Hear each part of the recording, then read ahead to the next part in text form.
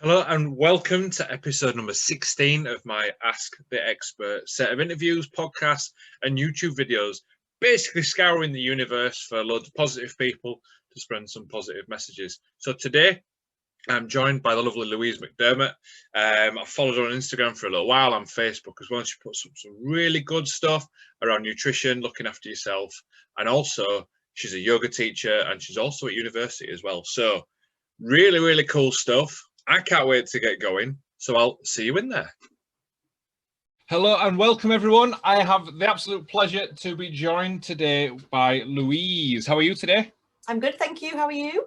I'm fabulous. It's really warm. We've just been talking about the fact that hopefully no one can hear the fan that's sat right beside me to try and keep me nice and cool.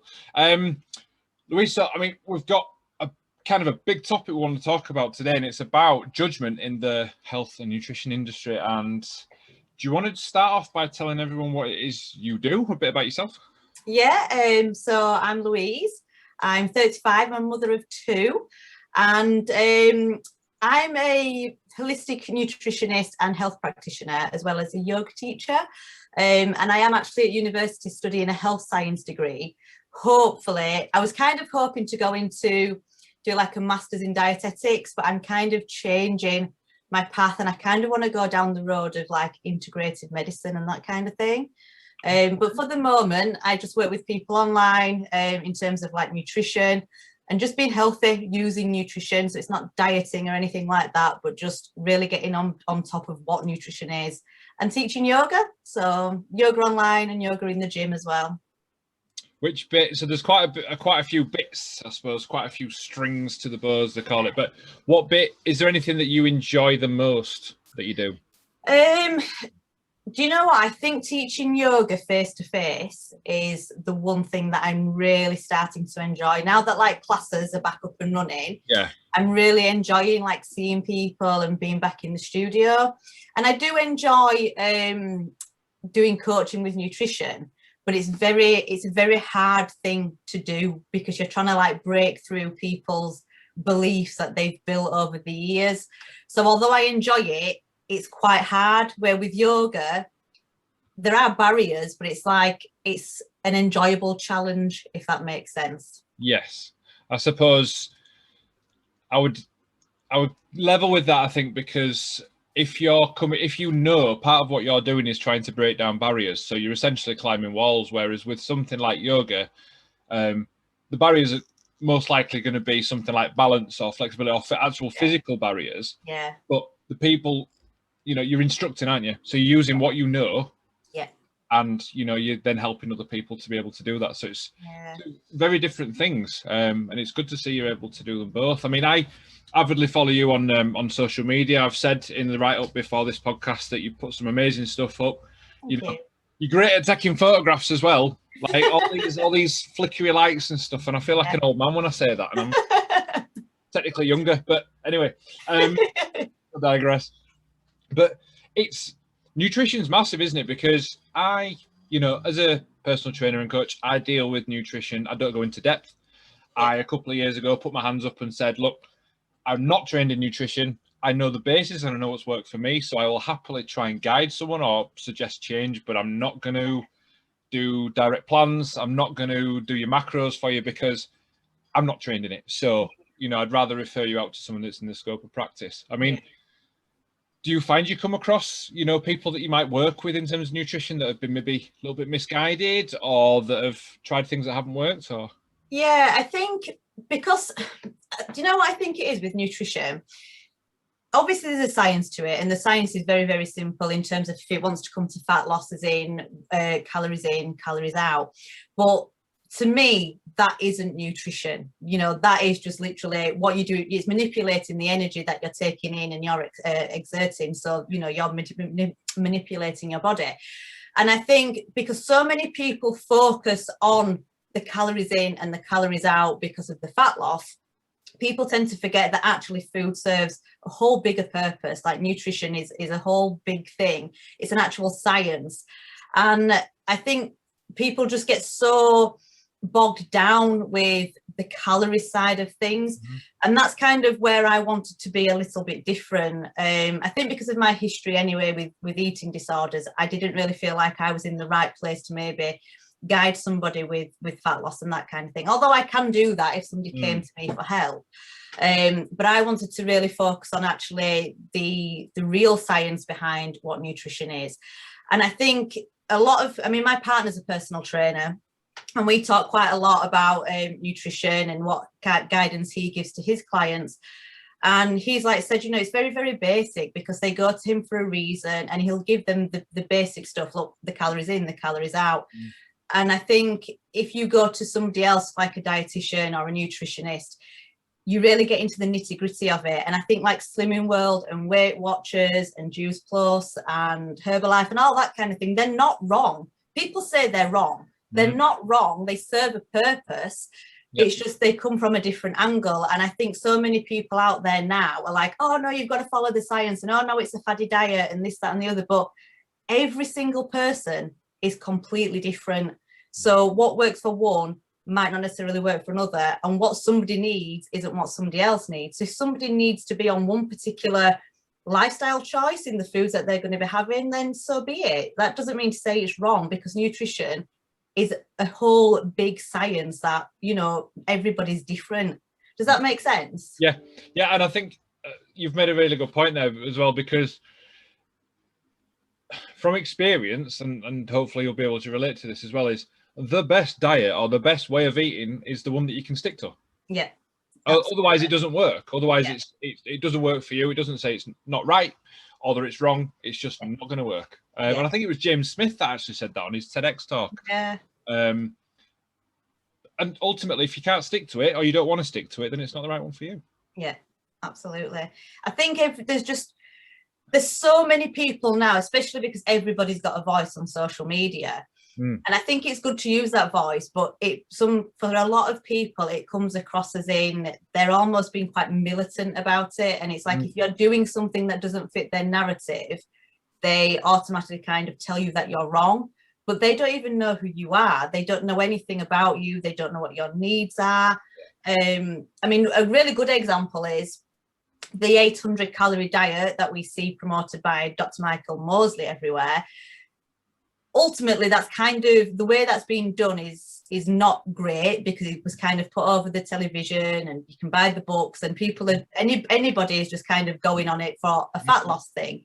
But actually, there are people who need 800 calories, a very, very restrictive diet for a short amount of time for medical reasons. And that's why that kind of came around, you know, like with diabetes and things like that. It's a blood sugar diet, isn't it? Yeah, so there's nothing wrong. I mean, you wouldn't say anybody should just go on it and they have to be supervised. But again, it's people are thinking that absolutely not, it's wrong. And anybody who kind of looks at it, it's wrong, but they don't know who that person is. They don't know why they've been advised that in the first place. Yeah, because there's so much out there. And like you said, everyone's got a voice. And, you know, there used to be a time where, you know, you'd look at a boot camp instructor and exercise would be, right, I'm going to tell you exactly what to do. And if you don't do it, then it's not going to work. And, you know, that used to be the thing. And that used to be kind of the way that people learn. But nowadays, it's clear that everyone learns in different ways and everyone receives it. And I don't know about you, but sometimes I read some posts from people and even I start to doubt what I know, because somebody is being, it's almost, I suppose it's being fairly aggressive with what's being said. Now, I know that's my responsibility on how I take that, but it still leaves a bit of an uneasy feeling. And I feel like, because we're talking about judgment, I feel like there's an increase that I'm seeing in people making a career from saying that everyone else is wrong. Yes, absolutely. You know, it's there's quite a few big names on like Instagram and Facebook and that kind of thing that I followed for a long time, whether they're medical professionals, whether they're nutritionists or dietitians. You know, they might have the degree, they might have the masters, they might even have the PhD. You know, and I've always kind of found them really, really helpful. But over time, as social media is like growing, it's almost like these people that I used to respect and follow, I can't really stand their energy anymore, because they don't necessarily put content out there to empower people and encourage people. Their content is actually digging at somebody else, and it becomes a bit like bullying, and I don't like it, you know. And it's like watching Coronation Street or EastEnders on your Instagram. Yeah, and it's just like, this is not what I want. And it's not that anybody's right or wrong. It's just like, this is not the kind of energy that I want, that serves me a good purpose for me to be the best that I can be, healthy. If anything, I find it very, very triggering in terms of eating disorders and disordered eating. It's not helpful at all when they're being aggressive with each other. Yeah, and it's a bit like you said about the soap opera, a bit like a tennis match, just going backwards and forwards, and you'll see feuds, and you know, and when it all comes down to what it is you're trying to get. So, you know, the only way that I can manipulate my social media is to unfollow people that just have a negative feel, because, you know, sometimes I say avoidance isn't the right answer, but for me, that gets out of the way. I've got loads of other people I want to follow. You know, I tend to follow people like Tony Robbins, or there's a couple of people that I've listened to audiobooks, so I'll follow them, you know, and things that feel like fit with me, you know, with what not necessarily I believe, but, you know, things that I feel give me positive energy or inspiration, rather than going on and, you know, people used to joke about Facebook being, let's see what Karen's had for dinner. You know, and it can be, social media can be whatever you want. And no matter what you use social media for, you're always going to get your Wish adverts showing you the most weird items True. ever, most inappropriate things in the world. Yeah. If I may, now I appreciate this maybe throwing on you, so please tell me as well. But you've mentioned obviously about the eating disorders, and you're not shy about telling that in terms of your posts and stuff. Do you mind just giving us maybe a bit of an oversight or whatever you'd want to share on that journey and where you are now, and kind of how that's grown you into who you are? Yeah, so I think I've always struggled with eating disorders from being a child, but it wasn't really until I got into my mid-20s when I was officially diagnosed, and looking as we went through therapy, it became very apparent that I'd always had an eating disorder, so from being very, very young. I did grow up as a dancer, so I was a dancer, I was a majorette, so whether that played a part, I don't really know. I never really kind of got down to the nitty-gritty of why, because I haven't been through any like major traumas. Everybody seems to think that it might be a trauma that's kind of brought something on, but for me as a child, I can't recall anything like that.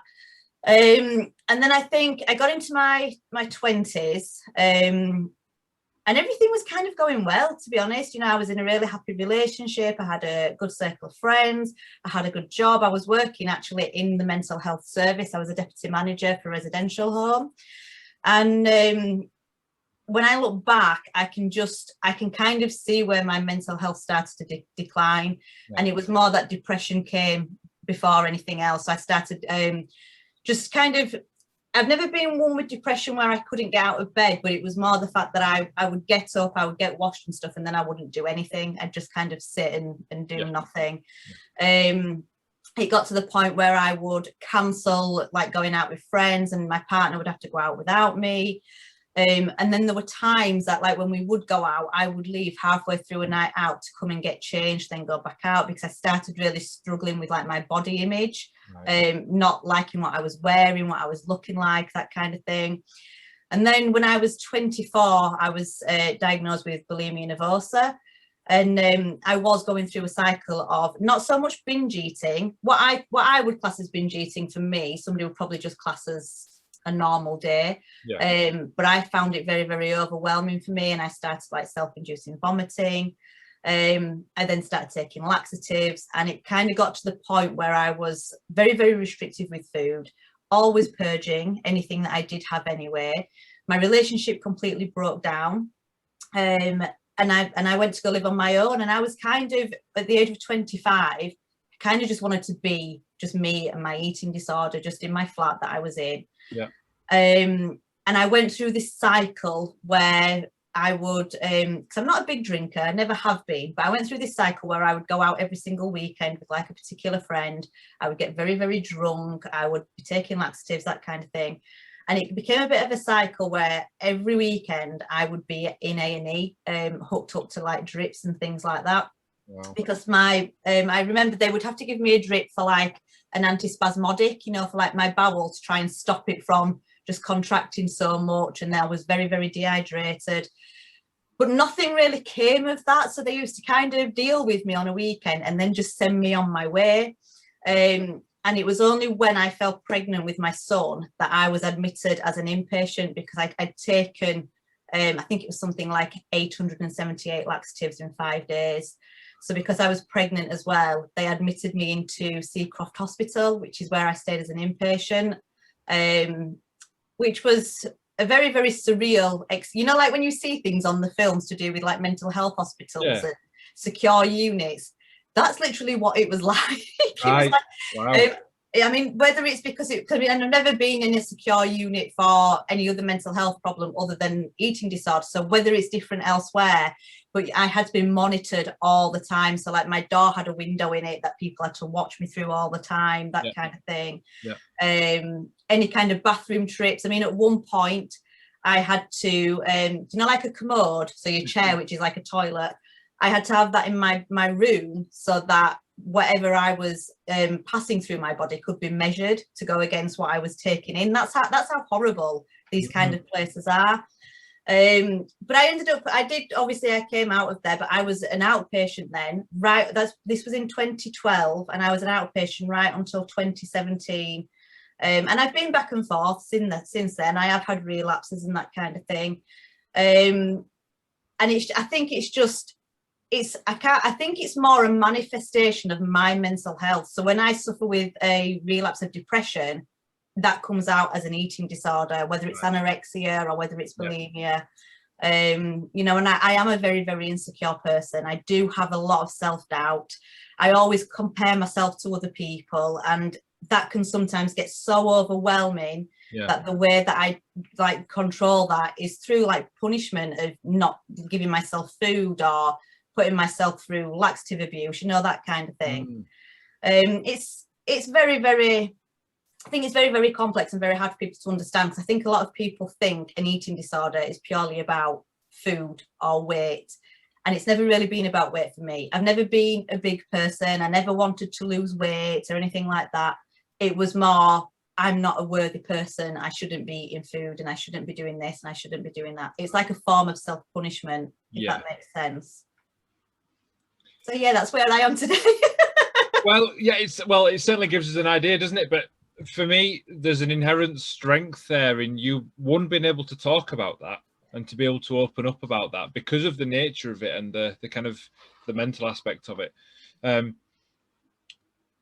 But also dealing with them feelings and, you know, sometimes relapses or whatever that may be, and those thought processes, but then also wanting to be on a mission to help other people in reference to that as well. Because that's, you know, to be able to help other people, have you had to grow more or develop more self-worth in yourself, or is that something you're still ongoing struggling with? And I'm still ongoing, I think, because I think one of the reasons, I mean, I qualified as a nutritionist in like 2019, and it's only really been at the back end of last year that I started to do something with my qualification. And I think a lot of that was because I just didn't feel good enough. I didn't feel like I was worthy.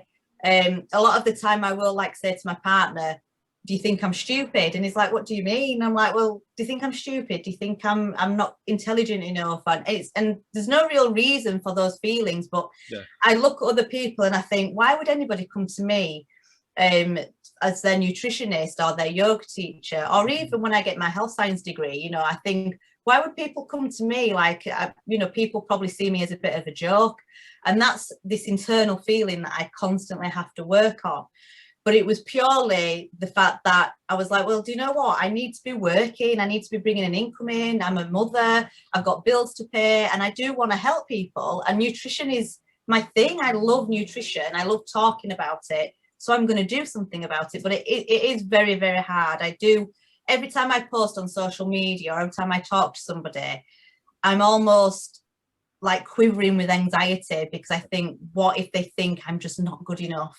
So that I'm still working on that. Like, that hasn't gone away yet. Yeah. Well, I can tell you that you're not alone, because I can completely level with some of that, because there is a feeling within the kind of industry and the space that we're in that because of what we see and what people portray on social media, it's almost like you've got to be perfect to then be able to help other people. Yeah, absolutely. And actually, if we look at some of the feedback we get from some of the people we work with, I know a lot of the time when people have chosen to work with me, it's because I'm still learning. Yeah. And it's a lot more approachable to be able to say, look, you're still feeling some of the ways that I do. How are you doing with it? Yeah. And actually, I don't know whether you find the same, but you grow a lot of friendships. Yeah. As opposed to just being a business transaction. Yeah. You grow a lot of friends from the work that you do, and it makes it really nice to do, doesn't it? Really rewarding. Yeah. I must admit, I think the majority of people that I work with, which is predominantly ladies, they have all kind of come to me, and when we've spoken, because they can see something in me that they're experiencing, whether it's the fact that they're restrictive of food, or whether it's the fact that they like I have known a lot of women come to me and say, I take laxatives and I don't know how to stop doing it. Right. And I don't stand here and say this is how you need to do it, because again, I'm not an eating disorder professional. I can work with people in terms of nutrition and that kind of thing, but I give my experience more. So with my experience, I don't necessarily coach from that because I'm not a professional in mental health. But when I am talking to them about nutrition and that kind of thing, I think the fact that they know that I know exactly how they're feeling, it's like they're not embarrassed to talk to me about it. Does that make sense? Yeah. And it's that feeling of being able to share something, whether it's sharing an experience or then being able to share what's going on. But yeah, it's, when you were just talking then about that feeling, that quivering, that feeling of anxiety when you go back to speak to somebody, I found it really hard myself to build up. I suppose it's getting enough conversations down where you feel more and more passionate about the things you talk about. Rather than getting it right first time, rather than worrying about getting it right, because essentially what we're trying to do is share information. So I think it was Tony Robbins that called it a knowledge broker. That's what they used to call coaches and all these influencers nowadays. And it's just, you've got all this stuff in your head and you want to get it out to help people, whether it's the God honest truth or whether it's the gospel. It doesn't matter. If it's going to help somebody, empower them, or actually sometimes I find that when I'm working with people, it helps me. Yeah, absolutely. You get a lot of value back from it as well, don't you? Yeah. I think one of the biggest things that I've kind of come to realize, and I think it was because I'm in my second year at uni now doing the health science, and it's I kind of went one way. So when I first started doing the degree, because it was all to do with science, and I mean, because it's a health science degree, we do everything. So it's not just nutrition. Like I was doing, like, bad timing, I don't know, but when COVID hit, I was doing infectious diseases and vaccines and that kind of thing. So it was like, I know, it was like it just happened all in time. But I started like being very close-minded, if that makes sense. So everything I did and every conversation I had, I was science, and that's all I ever wanted to talk about. And people had to show me the facts and people had to show me studies. And I almost became a little bit arrogant, if that makes sense. Like if somebody couldn't provide me with all these studies and I didn't want to know, that kind of thing. And it kind of changed who I was for like the first 6 months, because I am a very open-minded person. I'm very laid back. I just kind of get on with things. And I'm a very, very spiritual person. And I kind of forgot who I was for a little bit. And now I feel like I've done a 360. Now I use science as well as being open-minded and realizing that actually, science is subject to change. Now, I know there's some science that won't change when it comes to nutrition and health, but we have to realize that, because we're not all the same. Everybody works differently. Everybody feels differently. It's like you can't expect us just to have something in black and white and everybody works that. And I think if you want to kind of help people, you need to be open-minded about that. And I think a lot of people out there are not. I think because a lot of people probably do doubt themselves. I think there's probably more people than we think out there that every time they post on social media or every time they talk to somebody, they probably feel exactly the same in terms of anxiety. They're not good enough. So it's almost like using science to kind of back up what they're saying, so you can't tell them that they're wrong. Does that make sense? And it's just, you don't always need to have a study to back you up to say, why don't you try this? And I'm not on about like, you know, healing your body without having that science to kind of back it up, but I'm just on about trying things a different way. And if that way doesn't work for you, try it this way, because there is no one size fits all. And I think people need to be more open-minded and not so aggressive about it. And judgmental. Which, yeah, judgmental. You know, we keep coming back to this word, because absolutely COVID and the last 18 months and whatever just seem to bring out the black and white in opinions. Yeah. And you saw a lot of, I'm not following the rules, I'm choosing not to do this, you shouldn't either. Yeah. The judgment bit. And then there was the other side of, you know, I got told on one of my posts, because when we first locked down, and you know, I offered, I hadn't told this for a while, but I offered contact-free PT. Yeah. So I said, I'll come to your house, I will stand at the end of your garden, and we will do a session. Yeah. Because people still wanted that. They wanted that mental health, they wanted that break and something to break up the week. And I got told on one of my posts that I was the reason people were dying. And that really hit me. Yeah. Not because I hadn't thought about it, and I thought about the science, and I thought about everything, and I thought, I'm being considerate here. Yeah. But because, and that was an old client of mine. And I was like, how could you even put two and two together and say something that's actually really quite hurtful? Yeah. And it really did bring, in fact, it questions you. And I wonder whether the people that are being so aggressive on either side of it is because that's a manifestation of them, like you said, doubting. So them saying that then proves to themselves that what they think is right, because they're strong and passionate about it. Yeah. And then you get a lot of people that follow and they agree. So you get the likes, the thumbs up and the hearts. Yeah. I agree. And that again just backs that up. Yeah. It's actually just an exercise in building your own confidence, as opposed to trying to knock somebody down. It was it's the weirdest thing, isn't it? It is. And I think that's, you know, I tried to, like, I mean, when I was doing all the infectious diseases study last year, I'd very rarely posted anything to do with COVID, because I felt like it just wasn't worth getting into a debate with anybody. Because the other thing is, it's like, why do we feel that we need to debate with each other? Why can't we just say, oh, this is kind of what I think or believe, or this is what I follow? And then the other person can say, oh, well, I'm the opposite. And it kind of be left at that, because I am that kind of person. Like, I won't ever, like, if someone tells me they believe something and I don't, I won't tell them they're wrong. It's their belief. So when people do that to other people on social media, I can't really deal with it. I really, really struggle. And I mean, I did a post today actually about, I've always been the kind of person who just lets things go. And I let people say what they want to say or do what they want to do, even if it hurts me. Yeah. And I don't really kind of stand up for myself. And it's because I don't like the energy that it kind of brings. So I've always kind of held back what I'm posting on social media. I tend to play it safe. I don't post things so people can kind of come back at me and tell me I'm wrong.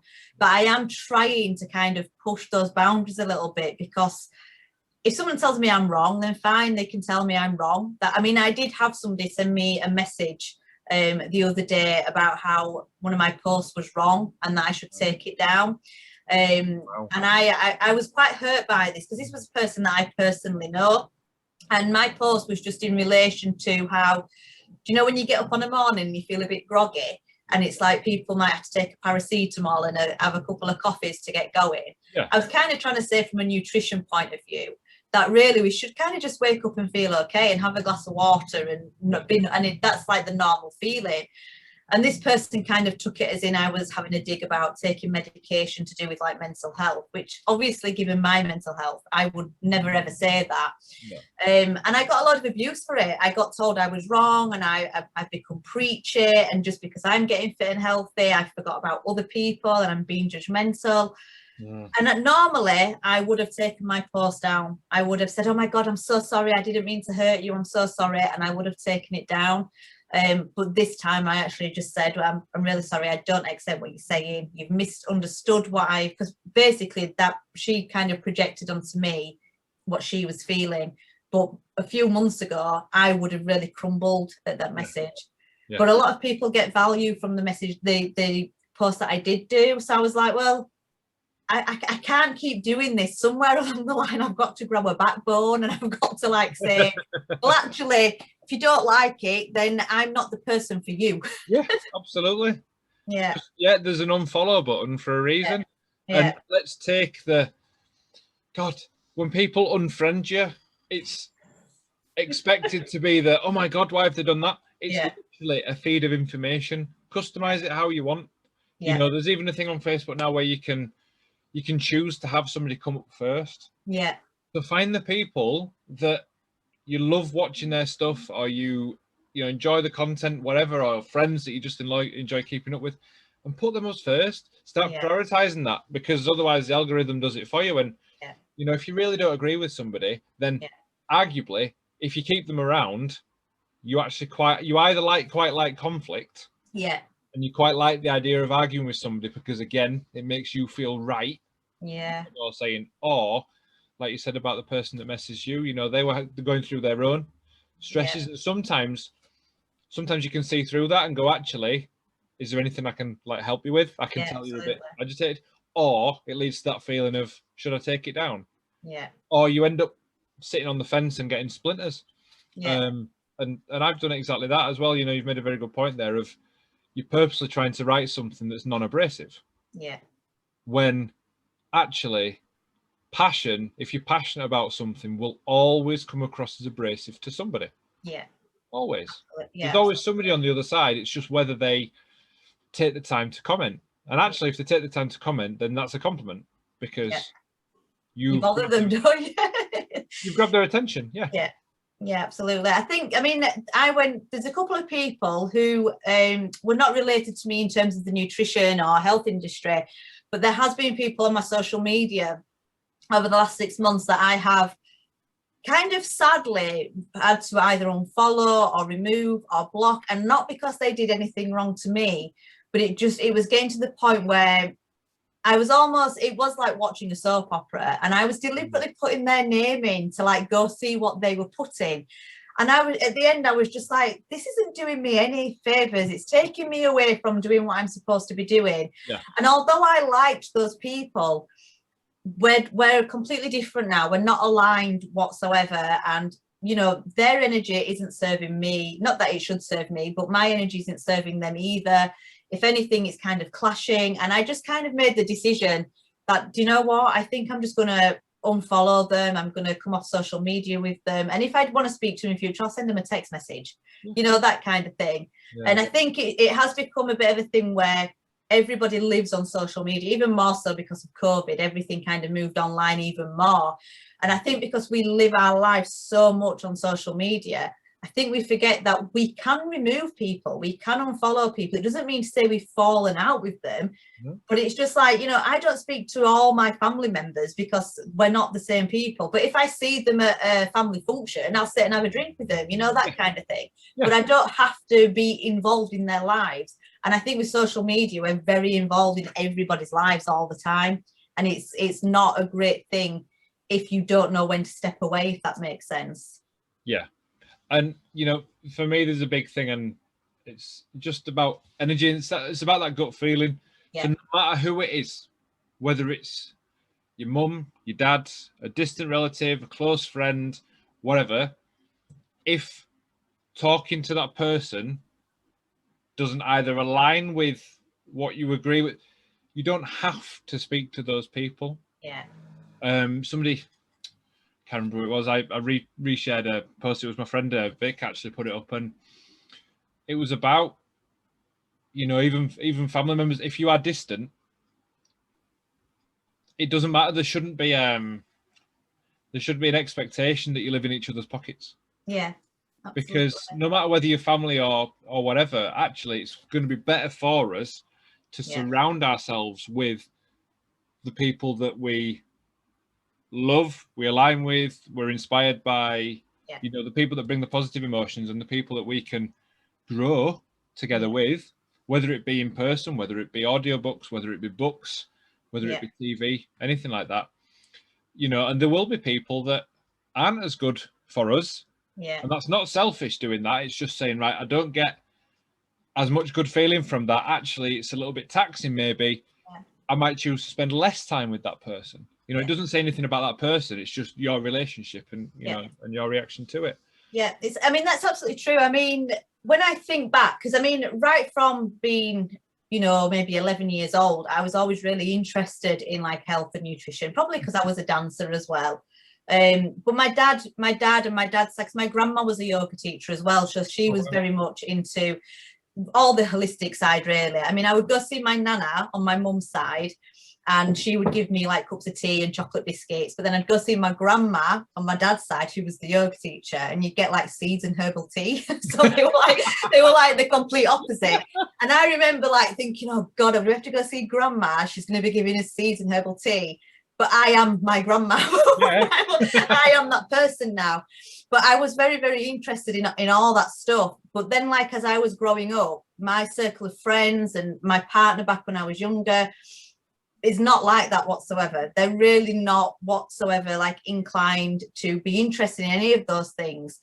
And I think that really showed. And I do think that kind of played a part in my depression kind of coming about and my eating disorder kind of manifesting, because I felt very much alone. I wasn't with people that kind of, I don't know, really inspired me, motivated me, empowered me. And I think they also found me a bit boring and a bit weird because we were completely different.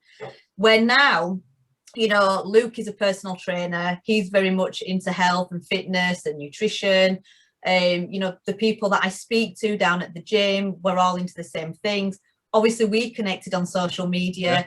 I'm connected to people now who, even if we come from different bits, so, you know, if somebody's a personal trainer for fat loss, although I'm not about fat loss, that doesn't mean to say that I don't respect or listen or, you know, getting like knowledge and content and stuff from that person. You know, so I am connected to people now that I feel has really helped me in terms of becoming a nutritionist, becoming a yoga teacher, doing the health science degree, because I'm not with the people that were not like that, if that makes sense. Yeah, and it's empowering yourself to pick and choose what information you're taking on a daily basis. Yeah. And like you say, it can make a really big difference. Yeah. What do you, just interesting side question, what is your favorite social media? What do you get the most from?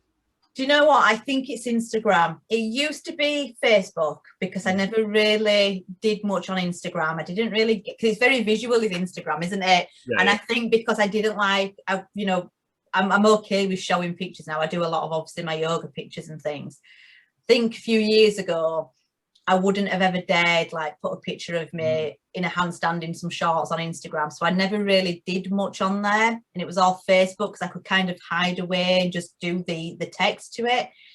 But now I feel like I'm connected to a lot of people on Instagram that I get a lot of value from. Yeah. Facebook, I don't seem to get a lot of value. Like, it's any Tom, Dick or Harry basically you've got on your Facebook, and I don't know, but Instagram, I find a lot of people that I do find inspiring and who educate me as well, you know, so I quite like Instagram, I think.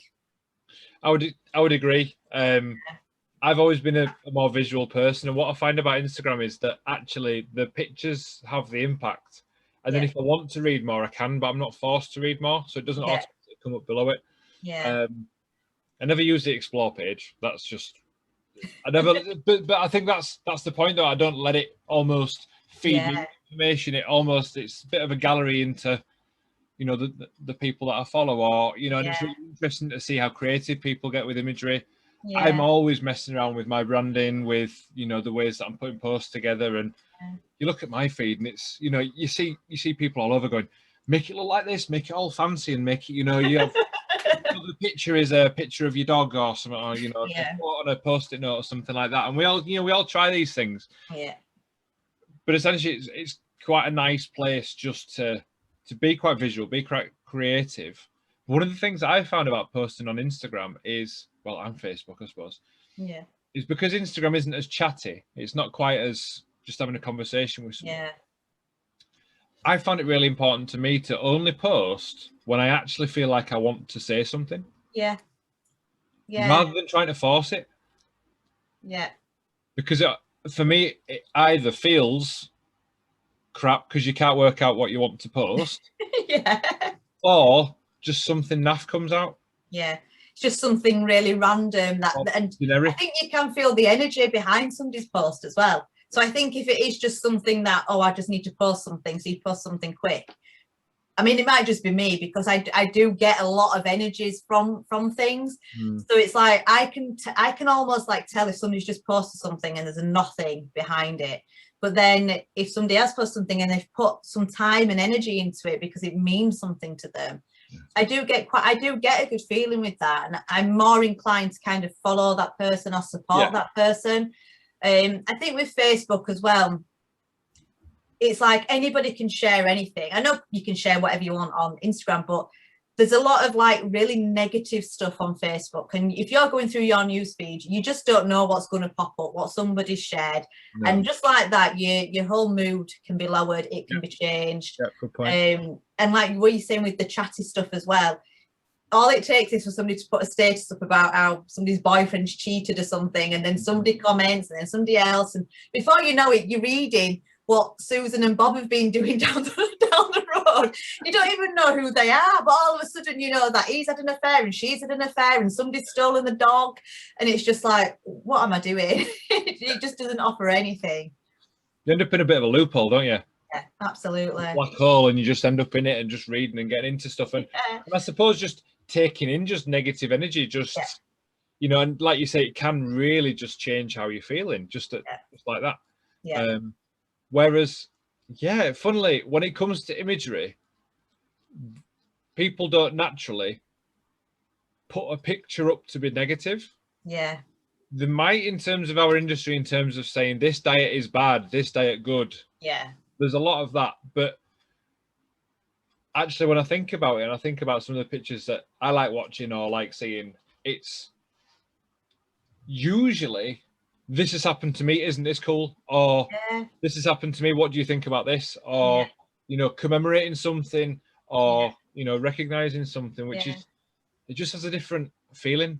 Yeah, it does. I mean, I love it when I'm going through like Instagram and somebody posts that they've just done their personal best in the gym. I mean, even though I don't do, I mean, I do weights, but I don't do weights. I just do them because I know they're good for me to do. But like if somebody does their personal best and they're like, oh, this is what I've managed to lift today, then I'm going to give them a love heart for it, you know, because it's a positive thing. You know, if I see somebody in like the yoga world who's managed to, I don't know, hold a balance for a lot longer, I'm going to give them a love for it. On social media, and people love my stuff as well. So if I put something on Instagram, you know, and a lot of people, I've noticed I am getting a lot more interaction now. And I think I've been a bit more consistent, and I think I've been a bit more authentic as well. Like I am showing myself. So people are kind of, I think you almost feel like you can feel people rooting for you. You know that they want to support you. Where on Facebook, you almost can feel that people don't like what you've posted and they want to drag you down.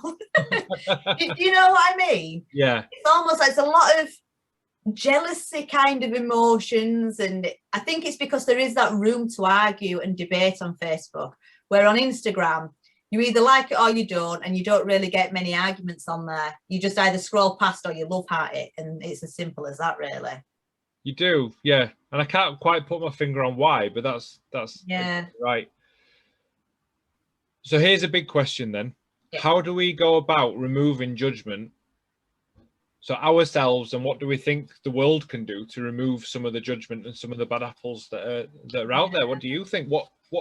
So I think start off with what you do to kind of remove yourself from that judgment. And I think what I've started doing is, I mean, I think yoga helps me a lot with this, because I do a lot of yoga behind, so not just what's on the mat, but you know, like the yogic path, like the practices and the way that I think and feel, and meditations and that kind of thing. So I think I seem to be a lot less judgmental. So maybe two years ago, even maybe last year, I probably was a lot more, well, I was a lot more judgmental as a person myself. You know, I would judge other people for things that they were saying or doing. I was a lot more, not argumentative because I didn't like confrontation, but it might not be that I comment on their post, but I would see something and then say, oh my God, Luke, have you seen this? You know, that kind of thing. And I think because now me and Luke don't really have that kind of interaction between us. We just kind of get on with it. We either unfollow them or we just don't say anything about them. We kind of understand. So I don't have them kind of judgmental conversations at home or with any of my friends or anything. And I think because I've removed that energy myself, I see either a lot less of it or I choose to kind of just scroll past it. So even if I see, like, for example, actually, I do follow somebody on social media where the polar opposites of each other. She's a personal trainer. But I do like her. I like her as a person. But a lot of the time, I feel I kind of judge. I do have like a bit of a judgy thing about what she's saying or what she's doing. And the other day she posted something about eating disorders, and it kind of got me right there, because obviously I do get very defensive about that. Yeah. And normally a few years ago, I might have jumped in her inbox or I might have been really angry about it. And then I was like, oh, it's fine. It's actually come from a good place. She wants to help. So even though I didn't really like what she'd posted, for me personally, she didn't do it for any other reason other than she wants to help people. So I dropped that judgment, and I just think we'll never get rid of other people judging. No. So all we can do is just try and be the best person we can. And if somebody does upset us or offend us or whatever it might be, kind of try to see why have they posted that? Why did they believe that? Yes. Because it's not, unless somebody's been a bit of a bully and not, or being, you know, aggressive on purpose, but actually maybe thinking, well, it's come from a good place. Because I've had interactions with people over the last 6 months where I can tell that they're angry at me, and I've felt angry back, but then I haven't responded. I've kind of sat back and thought, oh, actually, maybe she said it because of this. And then I've just kind of moved on from it. I've kind of had a conversation with them or just not replied. And I know that it's come from good intentions for that person. Yeah. Do you know what? That's super powerful, because it's seeing past, it's seeing past the immediate emotional, powerful, almost like the punch, seeing past the punch and trying to see where that's coming from and whether it's actually meant at you. Yeah. Because 99% of the time, it's not. No, exactly. Yeah. It was one of the books I've been told to read recently, and it's epic, by the way, if you haven't. It's called The Four Agreements. Oh, no, I haven't. Really, really good. And one of the agreements is don't take it personally. Yeah. Because nothing that is said to you is personal to you. It's personal to the person that said it. Yeah, exactly. So if you can try and see that, and I find one of the ways to try and do this, and I've become more and more successful at it. I don't think anyone's ever perfect at it, especially when you're an emotionally driven person. Yeah. But if you see something that brings an emotion, especially the more negative ones, try and get intrigued by it. Yeah.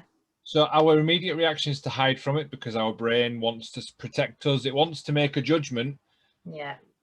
To know where it stands and to know what the next action is. Going back to cavemen and the fight and flight and stuff like that. The brain does that, but we realize it does that. And if we can then be intrigued as to, why do they think that? Yeah. Or where's that actually coming from? Then you might just not respond. Yeah. That's fine. It's completely up to you whether you respond or not. But you might find sometimes that you can start and mold that into a conversation that can be beneficial for both of you. Yeah.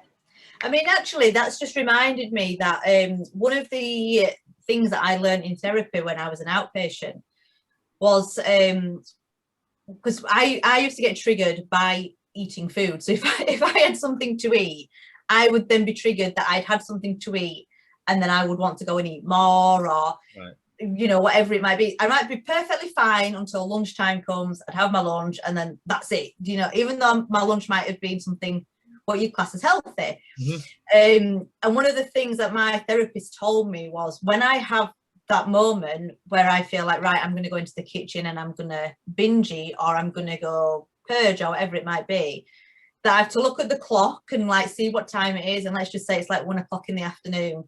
And I have to give myself like till 1:15 and just go lay on the bed, or just go sit in the garden, or go get a shower. And if at 1:15 I still want to go into the kitchen and do whatever it is I want to do, then fine. We'll deal with that another time. But by the time 15 minutes has passed, because I've let that emotion kind of settle, 9 times out of 10 I don't go into the kitchen and binge eat, or I don't go to the bathroom and purge or whatever, because I've given myself 15 minutes just peace and think, okay, well, I'll just see what happens in 15 minutes.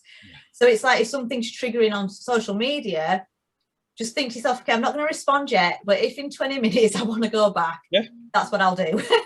And 9 times out of 10 you're not going to go back because the moment's passed. And it's just trying to deal with that very quick snap reaction that the mind can have. You know, and if you're listening to this and you find that you're feeling this every day, then it's natural. It is natural, but it's yours to take kind of control of and to see how you want to see it.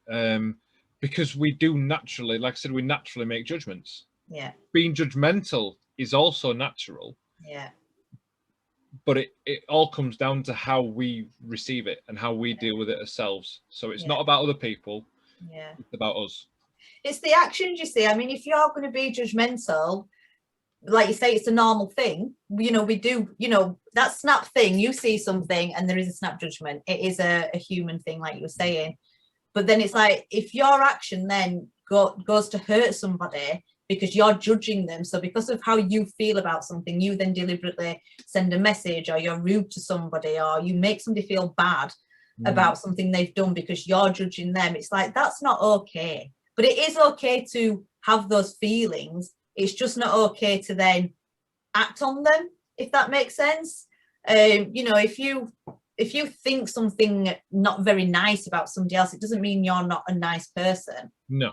But then if you start kind of, every time you have those thoughts or feelings, you kind of start sending messages to people and kind of projecting onto them. It's like, well, where do you draw the line? Because you don't know how you're affecting somebody.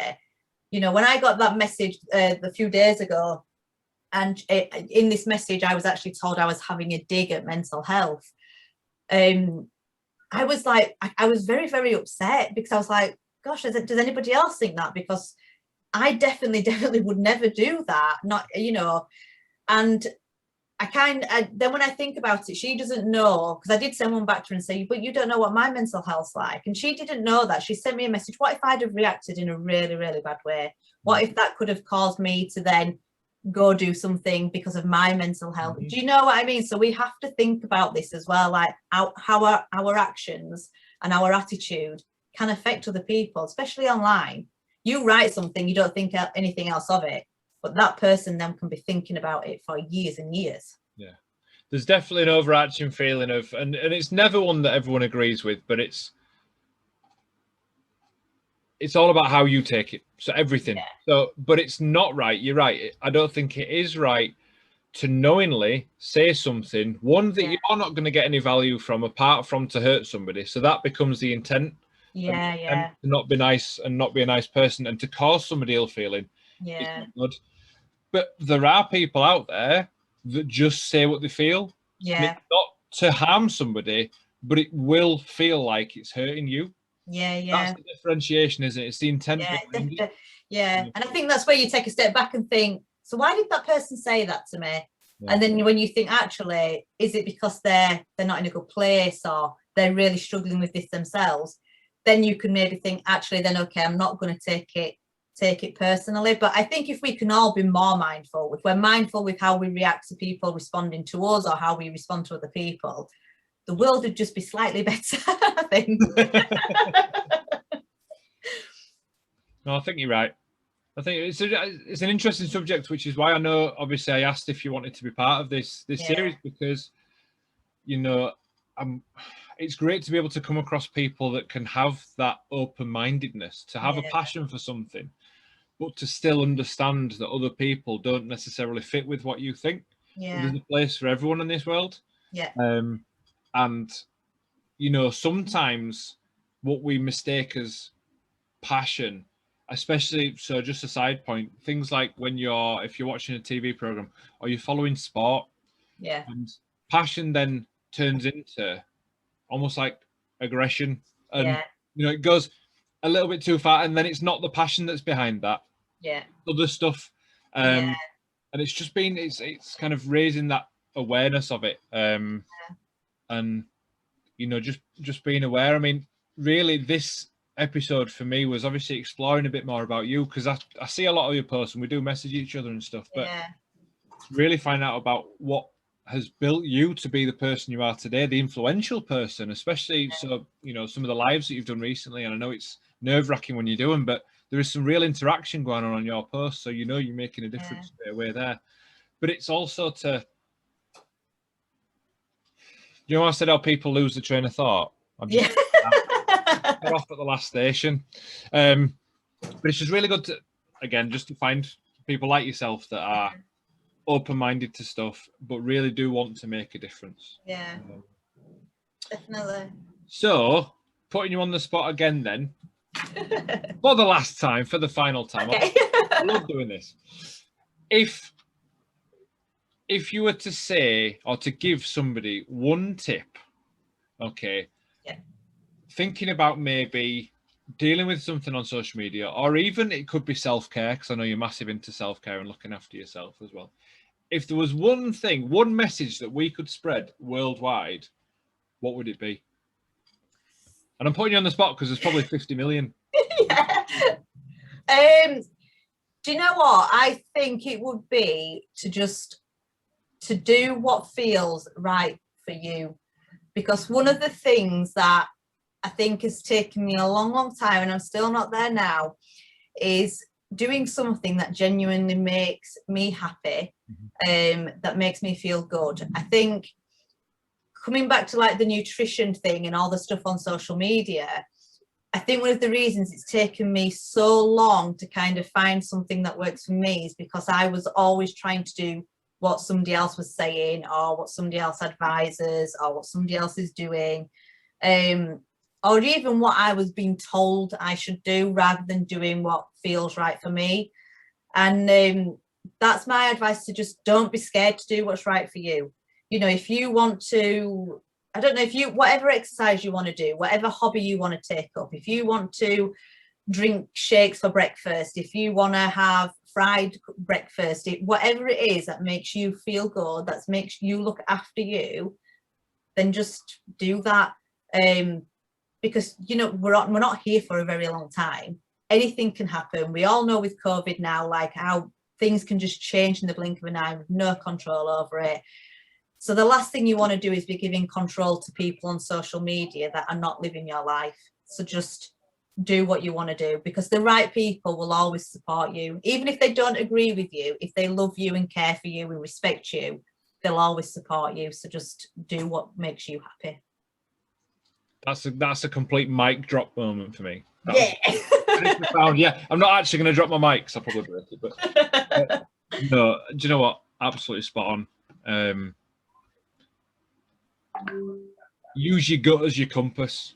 Yeah. And just try to love each moment. Yeah. You know, there's people that think it's very airy-fairy and it's a bit hippie-ish and stuff, but tomorrow is just a collection of moments that are coming after this moment we're in now, and this moment, and this moment. So if you put it down to that, then if you're making, and I would just add to that, try and make more conscious decisions for yourself. Yeah. Because we do things autonomously, we do things without thinking. Yeah. That some things are harming us because we constantly go through that cycle. So if you're at a crossroads and you try to make a choice, just sit with it, be conscious of it, and like you said, sometimes come back to it.